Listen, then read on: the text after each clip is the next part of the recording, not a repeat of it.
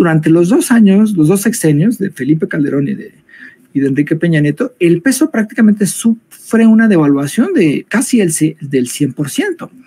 Entonces es muy interesante cómo todas estas ideas que estableció y que metieron los medios de comunicación y los empresarios y los partidos políticos, pues eran completamente falsas, porque tenemos a un presidente, en este caso, en este sexenio, que ha mantenido la estabilidad económica con 2 elementos que son muy importantes, ¿no? Que hay que tomar en cuenta.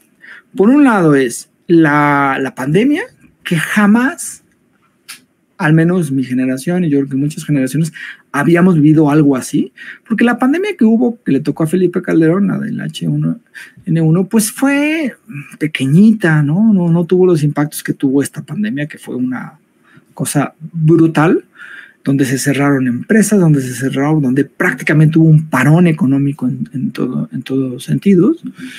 Y pues por supuesto que eso generó la posibilidad, o generó muchísimas crisis y muchísimas cuestiones económicas que afectaron, ¿no? En todo el mundo.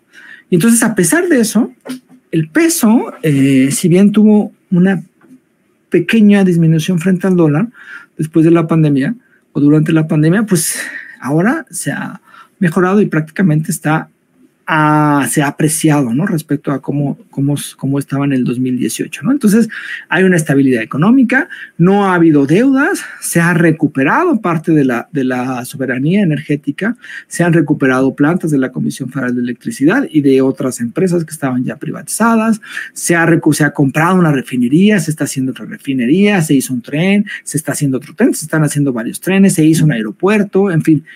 Que toda esta cuestión que veíamos en los videos de que Andrés Manuel López Obrador iba a dejar al país en una tragedia, fueron solamente mentiras. Y lo que estamos viendo en estos ya casi 5 años del gobierno del presidente López Obrador es que ha habido una economía estable, y que a pesar de las 2 crisis, que fue una la pandemia y la otra la guerra entre Ucrania y Rusia, que afectó muchísimo también económicamente a todo el mundo y provocó una inflación en prácticamente todos los países, pues a pesar de todo ha habido esta gran estabilidad y se ha logrado hacerlo, ¿no?